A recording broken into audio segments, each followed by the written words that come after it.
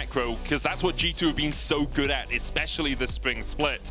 They've been very good at either finding pressure in their lanes and then utilizing that to get plates, or charge down and manages to chunk out Caps' HP. Irrelevant. It's a possible dive here as Broken Blade has got this cannon wave in underneath the tower. SkewMond's going to tank it first. Irrelevant jumps away. SkewMond flashes to the edge of tower range, and Broken Blade isn't tanking the tower yet. Irrelevant flashes himself. BB could look for this, but could also just go for the plate. He might almost die here to Irrelevant. Has to flash away. Was thinking about the kill so much, he didn't really notice his health bar falling. Sapping him down from 113 as Caps has jumped on, and Nuke just Goomba stops it. But you don't have that push on bot side because Isaac walked back to lane, and that push from Hansan was already there. Broken Blade did keep his TP in the top side as well, so he could teleport down here. Nuke is looking for Caps. He'll jump in. Needs the knockback with the Buster Shot. The flash twist in advance as well. The follow-up. Caps is clapped for the second time this game. And BDS will take the Drake as well. Nuke is on an absolute tear. Nuke is styling on them. This is sick. And kind of a little bit of criticism about the leverage at Nuke over the last little while. He should be able to force him off of this before he takes this. Yeah, he'll manage to do it. SkewMond doesn't get the second one, and now Irrelevant's coming in from the side. Use the wallop burst into the Gnar to get rid of that spell shield. SkewMond can heal up a little bit, but the Heart Zapper shouldn't keep him healthy for long enough. Pops the ultimate though. He gets 6 from taking a club and walks. Just in a position where they have a losing bot lane, they start to swap their lanes very quickly around the map.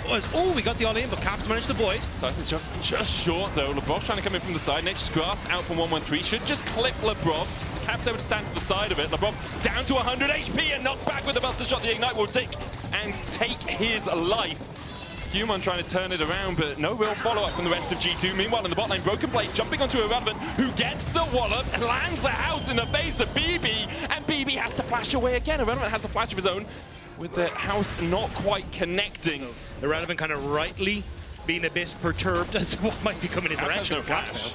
Nature's Grasp again, Nuke just jumping forward, and Caps is going to get rooted up here. Seismic Shot will get the knockback onto Nuke, but with the twisted advanced follow-up, the Buster Shot not enough to kill off Caps. In fact, it wasn't even used, it's just the Bramble Smash from 113. He continues to chase. Caps living on 7 HP somehow. Nuke very hungry for blood. He gets another auto.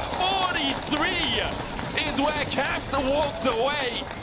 SkewMond able to dodge away from Nuke as well. In the end, G2 get their first release. 7 HP between Caps and dying in that exchange. You can see Labrov hovering here once again as Nuke jumps forward. There's the solar player. Labrov is going to get caught by it. Zenith Blade there for the follow-up with the Aftershock. Labrov is quite tanky for a while, but when it expires, he's not that tanky anymore. Sent to sleep. That's where all your DPS is, so finding these moments where you can jump in and constantly having Parus and 113 there, but they want to turn it. Parus able to walk away for now. 113 coming in from the side, jumps onto Caps once again. Nuke going in. Caps with twisted advance, the follow-up. They just have so much CC. It doesn't matter if you get away from the first one, you can't escape the subsequent crowd control. Parus will fall as well, so it is a 1-for-1 exchange. Pretty nice for a composition that definitely wants to try and play through towers, but at this point in time now, this is where they've got to go. Our effective is very different to what BDS have to offer. So as Nuke is here, look at where Ziggs is. Nice little sidestep from Nuke. I thought he may be a goner if Labrov had hit the hook. Would have pulled him under the tower, and then you have the depth charge follow-up with the concussive blows as well. That's CC. Twisted advance forward onto SkewMond, gets the knockback with a Nature's Grasp. There's the Mega Inferno Bomb as well. Unsummer rooted by it, cleanses and flashes and gets over the solar player. SkewMond the next target here for BDS as they find one, and now with the TP coming in from Broken Blade, Nuke's looking for more. Depth charge on the tower, killer instinct in. Nuke went too deep, but did Broken Blade do the same? No, because Caps is here on a Weaver's wall, and he weaves his way through BDS. 2 kills to G2, they lose 1. They will lose some damage on this tower as well. Nuke up area, Labrov is not in position though.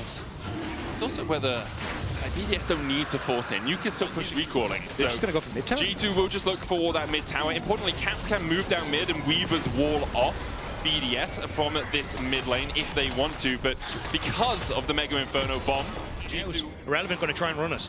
I mean, the problem is Drake's up now, right? Irrelevant's going to run away. He's going to hop on top of a minion, take a little bit of a taxi there. Depth charge coming out onto Irrelevant, trying to build up that Mega Gnar, but there's Killer Instinct in. And the shutdown goes over to Labrov. Caps knocked back with the Buster Shots, and BDS took a long... They just needed to clear out mid-wave, and G2 read it well. They immediately collapsed onto them, and now they get the Dragon, they get composition, and they still have strong members. The problem is, sometimes when a small thing happens like that and Broken Blade goes in with a last breath, Nuke is dead. Things start to push into ice. Obviously, the Baron up minions get that magic resist on them and don't take as much damage from ice overall. TP coming in here from Irrelevant. He is still fully Gnar as far as I can see. The Baron Mega Inferno Bomb's not going to take it. Smite from SkewMond is good. Labrov's going to sacrifice himself here.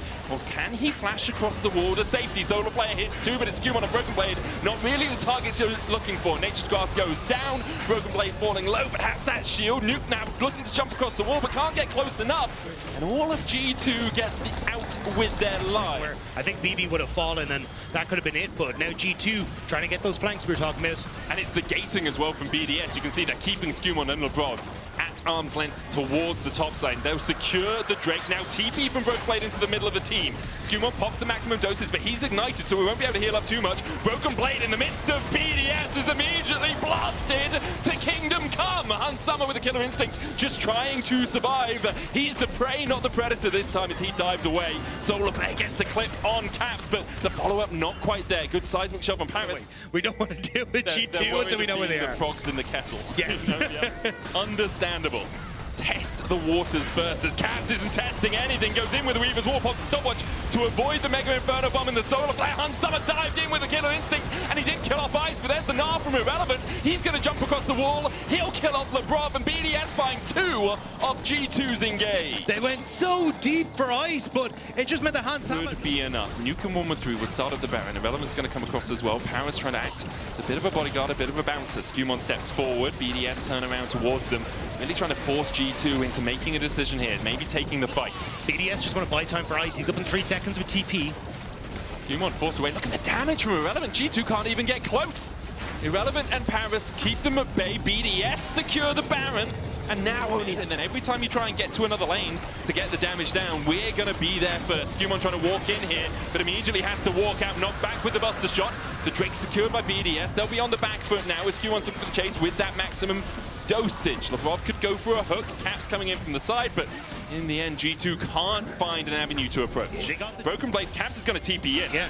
This is a mistake. Irrelevant should have not have gone for the red buff. He should have been pushing out that wave into a slow push so then they can test on towards the Dragon. But now you've got 2. That's your inhibitor gone. I mean, it's your Nexus gone if no one gets back in time. Irrelevant is there right now. Does have the TP.